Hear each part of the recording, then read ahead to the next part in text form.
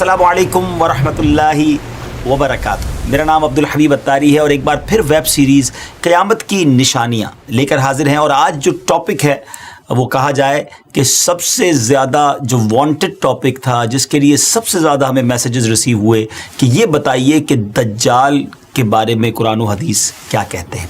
दज्जाल क़यामत से पहले कब आएगा, वो दिखता कैसा होगा और उसके मामलात क्या होंगे। तो आज वही टॉपिक है जिसका कहा जाए कि आपको इंतज़ार है। और वाकई बहुत सारी मिसकंसेप्शंस हैं, बहुत सारी गलत फहमियाँ हैं दज्जाल के बारे में। तो आज इंशाअल्लाह आपको कुरान और हदीस की रोशनी में ये बताएंगे कि क़यामत की एक बहुत बड़ी निशानी वो है दज्जाल का ज़ुहूर होना, दज्जाल का आना। दज्जाल कौन है, दिखता कैसा है कहाँ, और वो आकर क्या कुछ करेगा। बहुत कुछ आज आपको बताना है। निहायत तवज्जो के साथ हमारे साथ रहिएगा और आप हमारी इस वीडियो को शेयर भी कीजिएगा। हमारे दावत इस्लामी यूट्यूब के अगर चैनल को अभी तक सब्सक्राइब नहीं किया तो उसे सब्सक्राइब भी कर दीजिए। नाज़रीन, बात को आगे लिए चलते हैं। याद रहे कि क़यामत की बड़ी अलामत में से दूसरी अलामत दज्जाल का निकलना है। अहादीस मुबारका में दज्जाल का जिक्र बड़ी वजाहत से आया है। और कमाल की बात यह है कि हर नबी अलैहिस्सलातु वस्सलाम ने दज्जाल के फितने से अपनी उम्मत को डराया है। सरकार दो आलम सल्लल्लाहु तआला अलैहि वसल्लम ने इसकी निशानियाँ, इसका हुलिया, उसके आने से पहले और बाद के जो हालात होंगे उसको भी बयान फरमाया है। इंशाअल्लाह बड़ी दिलचस्प आज की एपिसोड है, इबरतनाक भी है और ऑथेंटिक मालूमात भी है। सबसे पहले चलते हैं अल्लाह के प्यारे कलाम कुरान मजीद फुरकान हमीद में। अल्लाह तबारक व तआला इरशाद फरमाता है, बिस्मिल्लाहिर्रहमानिर्रहीम, वमिनहुम मन यल्मिज़ुका फ़िस्सदक़ात फ़इन उअतू मिन्हा रदू व इन लम युअतू मिन्हा इज़ा हुम यस्ख़तून। तर्जमा यानी और उनमें से कोई वो है जो सदक़ात तकसीम करने में तुम पर एतराज़ करता है, तो अगर उन्हें उन सदक़ात में से कुछ दे दिया जाए तो राज़ी हो जाते हैं, और अगर उन्हें उनमें से कुछ ना दिया जाए तो उस वक्त नाराज़ हो जाते हैं। नाज़रीन, ये किस वाक़े की बात हो रही है? उलमाए किराम फरमाते हैं कि यह आयत ज़ुल खुवैसरा तमीमी के बारे में नाजिल हुई। इस शख्स का नाम खुरकूस बिन ज़ुबैर है और ये शख्स खारजियों का बानी है। रसूल करीम अलैहिस्सलातु वस्सलाम माले गनीमत तकसीम फरमा रहे थे तो ज़ुल खुवैसरा ने कहा कि या रसूल अल्लाह अदल कीजिए। हुज़ूर पुरनूर अलैहिस्सलातु वस्सलाम ने फरमाया कि तुझे खराबी हो, मैं अदल ना करूँगा तो अदल कौन करेगा? हज़रत उमर रज़ी अल्लाह तआला अन्हु ने अर्ज़ की, मुझे इजाज़त दीजिए कि इस मुनाफिक की गर्दन मार दूँ। तो प्यारे आका अलैहिस्सलातु वस्सलाम ने फरमाया कि इसे छोड़ दो, इसके और भी हमराही है कि तुम उनकी नमाज़ों के सामने अपनी नमाज़ों को और उनके रोज़ों के सामने अपने रोज़ों को हकीर देखोगे। वो कुरान पढ़ेंगे और उनके गलों से न उतरेगा, वो दीन से ऐसे निकल जाएंगे जैसे तीर शिकार से निकल जाता है। प्यारे व्यूअर्स, ये इस गुस्ताख की, इस बदबख्त की गुस्ताखी ही दरअसल उस बदतरीन फितने का पेश खैमा साबित हुई जिसने बाद में उम्मत मुस्लिमा में ज़बरदस्त इंतशार पैदा कर दिया। हज़रत उस्मान गनी रज़ी अल्लाह तआला अन्हु और मौला अली करमल्लाहु तआला वजहुल करीम के दौरे खिलाफत में इस्लामी रियासत को चैलेंज करने वाले, यानी अथॉरिटी ऑफ इस्लामिक रियासत को चैलेंज करने वाले बागी गिरोह दर हकीकत इसी के फॉलोवर्स थे। जंग सिफ़ीन के मौके पर जब हज़रत अली रज़ी अल्लाह तआला अन्हु ने खून खराबे से बचने के लिए तहकीम यानी सालिसी आर्बिट्रेशन के रास्ते को अपनाया कि चलें कोई बीच में फ़ैसला कर लिया जाए, तो पहले तो ख़वारिज ने इसकी हिमायत की, मगर जब ये फ़ैसला कर लिया गया तो ये ख़वारिज इसको रद्द करते हुए मौला अली करमल्लाहु तआला वजहुल करीम के लश्कर से भी निकल गए। आपको माज़अल्लाह सुम्मा माज़अल्लाह काफिर कहने लगे और अपना एक बागी गिरोह तैयार करके जिहाद के नाम पर हज़रत अली रज़ी अल्लाह तआला अन्हु और उम्मत मुस्लिमा के खिलाफ लड़ने के लिए खड़े हो गए और इराक के एक इलाके को अपना मरकज़ बना लिया। नफ़रत का ये आलम था कि उन्होंने हज़रत अली रज़ी अल्लाह तआला अन्हु के शहर को भी छोड़ दिया और जंगलों में, सहराओं में, पहाड़ों में घात लगाकर बैठ गए, जहाँ वो अपने मुखालिफिन को पकड़कर जुल्म व सितम का निशाना बनाते और उन्हें कत्ल कर देते। उनकी सरकशी बढ़ी तो मौला अली करमल्लाहु तआला वजहुल करीम ने सहाबाए किराम का लश्कर लिया और इन खवारिज के खिलाफ जंग की और उन्हें शिकस्त दे दी। जब मौला अली करमल्लाहु तआला वजहुल करीम के लश्कर ने खवारिज को ख़त्म कर दिया तो आपने फरमाया इस निशानी वाले आदमी को भी तलाश करो। एक निशानी बताई आपने। लोग ढूंढने लगे मगर वो ना मिला। آپ نے پھر فرمایا اس کو پھر جا کر تلاش کرو، خدا کی قسم میں نے نہ جھوٹ بولا ہے نہ ہی مجھے جھوٹ بتایا گیا ہے۔ یہ بات انہوں نے 2 یا 3 مرتبہ کہی، حتیٰ کہ لوگوں نے ایک خنڈر سے اس نشانی والے بندے کی لاش کو ڈھونڈ لیا۔ مولا علی کرم اللہ تعالی وجہ الکریم کے سامنے رکھی گئی عجب نشانی تھی ناظرین، کہ جس کا ایک ہاتھ عورت کے پستان جیسا تھا۔ بہرحال امیر المومنین رضی اللہ تعالیٰ عنہ نے تکبیر کہی اور حمد الہی بجا لائے۔ کسی شخص نے کہا، آپ کے ساتھی نے کہا کہ حمد ہے اسے جس نے ان خوارج کی نجاست سے زمین کو پاک کیا۔ وہاں امیر المومنین نے ایک جملہ فرمایا، اور یہ پورا واقعہ سنانے کا جو مقصد ہے، ہو سکتا ہے ناظرین سوچ رہے ہو کہ بات دجال کی ہو رہی ہے اور یہ خوارج کا ذکر کیوں شروع ہو گیا۔ امیر المومنین رضی اللہ تعالیٰ عنہ نے فرمایا کہ کیا سمجھتے ہو یہ لوگ ختم ہو گئے؟ ہرگز نہیں، ان میں سے کچھ ماں کے پیٹ میں ہیں، کچھ باپ کی پیٹھ پہ ہیں، پھر جب ان میں سے ایک گروہ ہلاک ہوگا دوسرا سر اٹھائے گا، یہاں تک کہ ان کا آخری گروہ دجال کے ساتھ نکلے گا۔ ویورز، دجال ابھی آیا نہیں ہے اور کسی کو پتا نہیں ہے کہ اس وقت وہ کہاں ہے، لیکن روئے زمین پر ایک صحابی ایسے گزرے ہیں جنہوں نے دجال کو دیکھا بھی ہے، اس سے ملاقات بھی کی ہے اور اس سے بات چیت بھی کی ہے۔ جی ہاں، اس ملاقات میں کیا کچھ ہوا، کیا دیکھا انہوں نے، کیا سنا، انشاءاللہ یہ پوری تفصیل آپ کو بتاتے ہیں۔ حدیث مبارک میں پیارے آقا علیہ الصلوۃ والسلام کی زبانی ہمیں یہ پورا واقعہ ملتا ہے۔ ایک مرتبہ پیارے آقا علیہ الصلوۃ والسلام نے اچانک سڈنلی اپنے صحابہ کرام کو جمع فرمایا اور خطبہ دینے کے لیے ممبر پر تشریف فرما ہو گئے۔ یہ وہ ٹائم تھا جس ٹائم پہ نارملی نبی پاک ایڈریس نہیں کیا کرتے تھے، خطبہ نہیں فرمایا کرتے تھے۔ صحابہ بھی حیران تھے کہ آج ایسا کیا ہو گیا ہے کہ پیارے آقا علیہ الصلوۃ والسلام اس وقت خطبہ ارشاد فرما رہے ہیں۔ تو نبی کریم علیہ الصلوۃ والسلام نے فرمایا کہ آج میرے پاس تمیم داری آئے اور انہوں نے ایک ایسی خبر سنائی ہے جس کی خوشی میں مجھے قیلولہ، یعنی پیارے آقا علیہ الصلوۃ والسلام دوپہر کو کچھ آرام فرمایا کرتے تھے، فرمایا وہ بھی میں نہیں کر سکا ہوں، اور میں نے چاہا کہ اس خبر میں تمہیں بھی شامل کر لوں۔ بات یہ ہے کہ تمیم داری نے مجھے بتایا کہ وہ 30 افراد تھے اور ایک شپ میں، ایک کشتی میں سفر کر رہے تھے کہ طوفان آ گیا اور وہ بھٹک گئے۔ تقریباً مہینہ بھر وہ سمندر میں گھومتے رہے اور ایک دن سورج غروب ہونے کے وقت ایک نامعلوم جزیرے پر، ایک نامعلوم آئلینڈ پر پہنچے۔ انہیں وہاں سیاہ رنگ کی مخلوق نظر آئی جس کے جسم پر بال بہت زیادہ تھے۔ انہوں نے اس سے پوچھا کہ تم کون ہو؟ اس نے کہا میں جاسوس ہوں۔ تو صحابہ نے کہا کہ ہمیں اپنے بارے میں کچھ بتاؤ۔ اس نے کہا کہ نہ میں تمہیں کچھ بتاؤں گا نہ تم سے کچھ سنوں گا، تم اس بت خانے میں جاؤ، وہاں ایک شخص تمہارا بڑی بے چینی سے ویٹ کر رہا ہے، انتظار کر رہا ہے، وہی تمہیں کچھ سنائے گا بھی بتائے گا بھی۔ پھر وہ سب اندر چلے گئے۔ وہاں ایک شخص سختی کے ساتھ زنجیروں میں جکڑا ہوا تھا۔ اس نے پوچھا کہ تم لوگ کون ہو اور کہاں سے آئے ہو؟ تو صحابہ کرام نے جواب دیا کہ شام سے آئے ہیں۔ اس نے پوچھا کہ عرب کا کیا حال ہے؟ اور ایک شخص وہاں پیدا ہونا تھا، اس کا کیا حال ہے؟ یعنی نبی پاک علیہ الصلوۃ والسلام کے بارے میں پوچھا۔ صحابہ کرام نے کہا کہ وہ اچھے حال میں ہیں، اور ابتدا میں ان کی مخالفت ہوئی مگر اب تو تمام عرب پر وہ غالب ہو گئے ہیں اور سارا عرب ایک دین، ایک خدا کو ماننے والا ہو گیا ہے۔ اس نے کہا اچھا زغر کے چشمے کا کیا حال ہے؟ انہوں نے جواب دیا کہ وہ بھی اچھی حالت میں ہے، لوگ اس سے پانی پیتے ہیں، اس سے کھیتی باڑی بھی کرتے ہیں۔ پھر اس نے پوچھا کہ عمان اور بیسان کی کھجوروں کا کیا حال ہے؟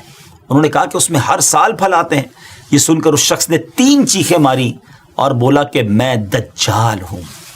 جی ہاں ناظرین، وہ دجال تھا۔ کہتا ہے ان قریب میں آزاد ہو جاؤں گا اور زمین کا چپا چپا گھوموں گا اور اس کا کوئی حصہ نہیں چھوڑوں گا سوائے طیبہ کے، کیونکہ مجھ میں وہاں جانے کی طاقت، وہاں جانے کی پاور نہ ہوگی۔ نبی پاک علیہ الصلوۃ والسلام نے فرمایا کہ مجھے بہت خوشی ہوئی کیونکہ طیبہ یہی شہر ہے۔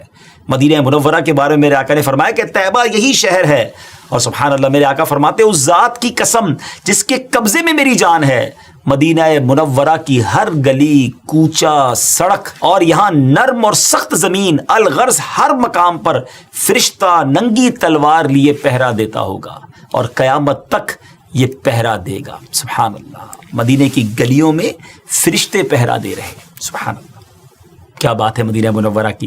بعض روایت کی روشنی میں یہ بات بھی کہی جاتی ہے کہ دجال کو حضرت سلیمان علیہ الصلوۃ والسلام نے قید کیا تھا، اور حدیث پاک کے مطابق یہ مشرق یعنی ایسٹ کی سائیڈ موجود ہے۔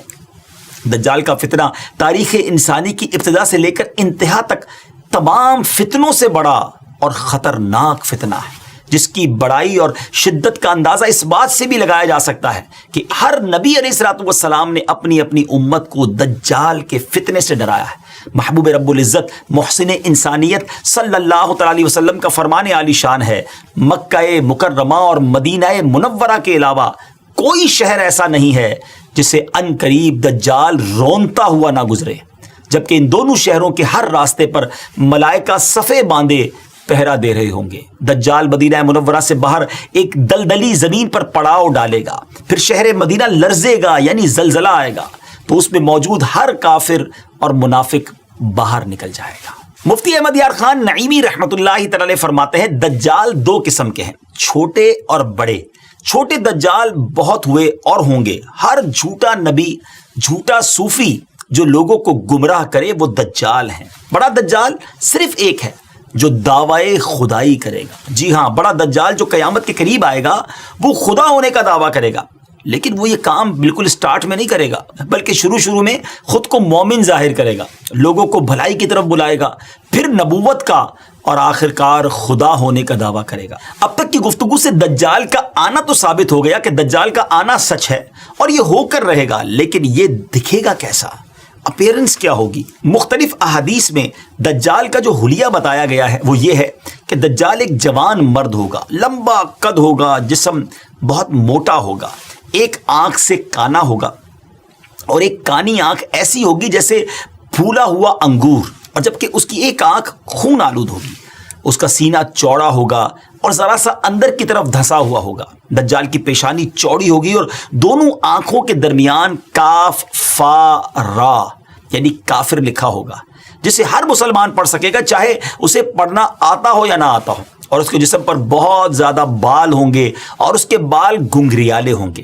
اس کے دونوں کانوں یعنی ایئرز کے درمیان 40 ہاتھ کا فاصلہ ہوگا، اس کی دونوں پنڈلیوں کے درمیان فاصلہ ہوگا، اور اس کے دونوں پاؤں کا اگلا حصہ ایک دوسرے سے قریب اور ڈٹو یعنی ٹخنوں کی طرف سے فاصلہ ہوگا، جس کی وجہ سے یہ بہت عجیب و غریب دکھے گا۔ جہاں نظر پڑے گی وہاں اس کا قدم پہنچے گا۔ اس کی سواری بہت زیادہ بالوں والا گدھا ہوگا، ڈونکی ہوگا۔ یہ تو تھا دجال کا حلیہ۔ دجال کے آنے سے پہلے کیا حالات ہوں گے، لوگ کس حالت میں ہوں گے، ان کے بارے میں بات کرتے ہیں۔ دجال کے نکلنے سے پہلے دنیا بہت بری حالت میں ہوگی، جیسا کہ احادیث مبارکہ کے مضامین سے پتہ چلتا ہے کہ اس کے نکلنے سے 3 سال پہلے سے اس دنیا میں خشک سالی پھیل جائے گی، خشک سالی کا گویا سال پھیل جائے گا۔ فرسٹ ایئر کیا ہوگا؟ آسمان سے 1/3 بارش ہوگی اور زمین کی 1/3 پیداوار روک لی جائے گی، یعنی اب صرف 66% گروتھ ہو رہی ہوگی زمین کے اندر۔ دوسرے سال آسمان سے 2/3 بارش روک لی جائے گی، یعنی 66% اپروکسیمیٹلی 2/3 بارش نہیں ہوگی، اور پھر 2/3 زمین کی پیداوار بھی۔ اور جو 3rd ایئر ہوگا اس سال کوئی بارش نہیں ہوگی، زمین پر کوئی پیداوار نہیں ہوگی، حتیٰ کہ آسمان شیشے کی طرح ہو جائے گا اور زمین تانبے کی ہو جائے گی۔ اس خشک سالی کے سبب تمام چوپائے ہلاک ہو جائیں گے، فتنے اور قتل و غارت گری عام ہو جائے گی، آدمی ایک دوسرے کو قتل اور جلا وطن کر رہے ہوں گے، غذائی قحط یعنی ایک جس کو کہیں کہ فوڈ کا کرائسس پیدا ہو جائے گا، علمی اور روحانی قحط بھی ہوگا، یعنی فوڈ کرائسس کے ساتھ ساتھ غذائی قحط کے ساتھ ساتھ علمی اور روحانی قحط بھی برپا ہوگا۔ دین کے معاملے میں لوگوں میں کمزوری پیدا ہو چکی ہوگی، علماء اور دیندار لوگوں کی قلت ہوگی۔ تب دجال ایسٹ کی سائڈ سے، مشرق کی طرف سے ایک اصبہان یا خراسان نامی شہر سے نکلے گا اور زمین پر 40 دن رہے گا، جن میں سے ایک دن 1 سال کے برابر ہوگا، اور ایک دن 1 ماہ کے برابر، اور اگلا دن 1 ہفتے کے برابر، جبکہ باقی دن سال کے عام دنوں کی طرح ہوں گے۔ اس مدت میں دجال اپنے گدھے پر سوار ہو کر ساری دنیا کا چکر لگائے گا۔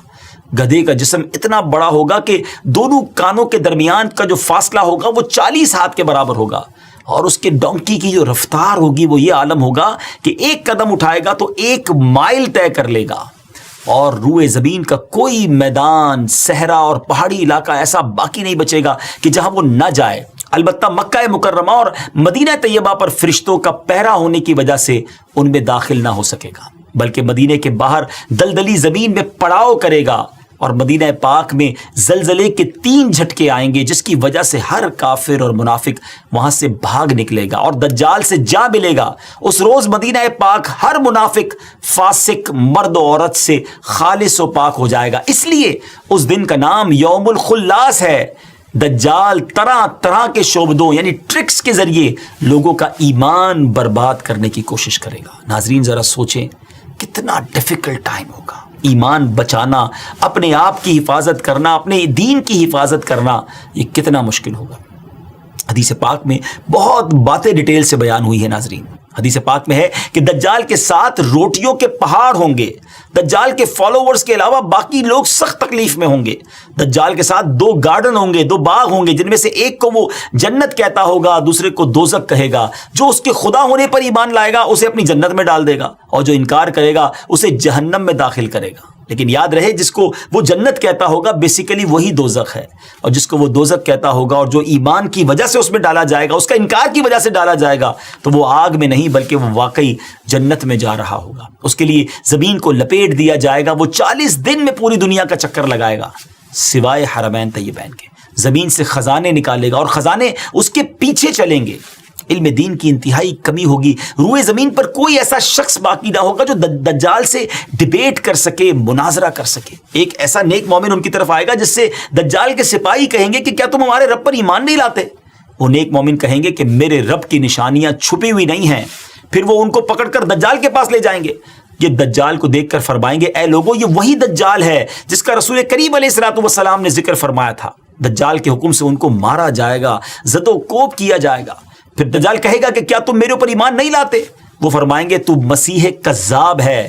دجال کے حکم سے ان کے جسم مبارک سر سے پاؤں تک کاٹا جائے گا، 2 حصے کر دیا جائے گا۔ ان دونوں حصوں کے درمیان سے دجال گزرے گا، پھر دوبارہ اس کو کہے گا کہ اٹھو، تو وہ تندرست ہو کر اٹھ کھڑے ہوں گے۔ تب دجال ان سے کہے گا کہ اب تو مجھ پر ایمان لے آؤ۔ وہ فرمائیں گے میری بصیرت اور زیادہ ہو گئی ہے، اے لوگوں یہ دجال ہے، اب میرے بعد یہ کسی کے ساتھ پھر ایسا نہیں کر سکے گا۔